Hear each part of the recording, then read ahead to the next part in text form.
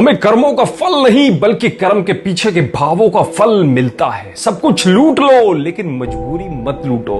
हम कितने मासूम हैं। लॉकडाउन की खबर सुनते ही 2 रुपए का नींबू 10 रुपए में बेचने लगते हैं, 30 रुपए का प्याज 100 रुपए में बेचने लगते हैं, 25 का परवल 80 में बेचने लगते हैं। मरीजों के लिए ऑक्सीजन की कमी सुनते हैं तो ऑक्सीजन की कालाबाजारी शुरू कर देते हैं। हम मरीज को हजारीबाग से रांची पहुंचाने की बात देखते हैं तो 10 से 15 हजार रुपए मांग बैठते हैं। बनारस से गाजीपुर के लिए 10,000 मांगते हैं, मिर्जापुर से बनारस के लिए 5 से 10,000 मांगते हैं, नोएडा से दिल्ली के लिए 5,000 मांगते हैं। दम तोड़ते मरीजों की दुर्दशा देखते हैं तो रेमडेसिविर इंजेक्शन में पैरासीटामोल मिलाकर बेचने लगते हैं। हम जब मरीजों पर जान की आफत देखते हैं तो लाखों का बिल बनाकर चूसना शुरू कर देते हैं। हम मरीजों के लिए जरूरी दवाओं के नाम जानते हैं, फिर उनको स्टोर करना शुरू कर देते हैं। वास्तव में हम बहुत मासूम हैं या फिर लाशों का मांस नोचने वाले गिद्ध हैं।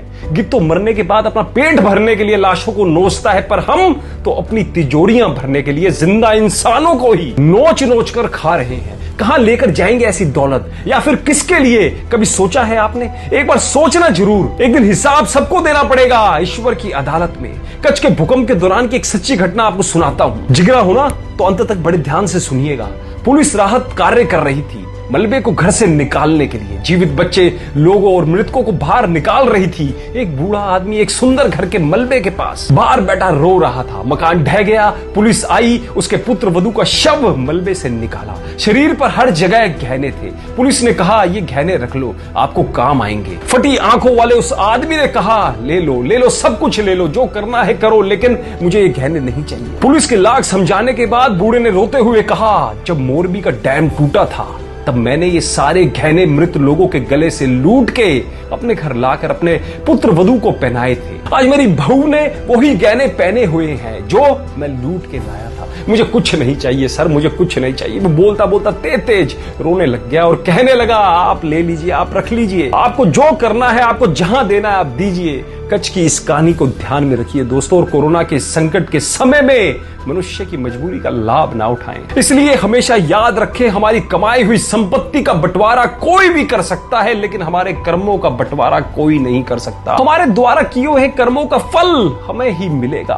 कर्म की गठरी लाद के जग में फिरे इंसान, जैसा करे वैसा भरे, विधि का यही विधान। कर्म करे किस्मत बने, कर्म करे किस्मत बने, जीवन का ये मर्म।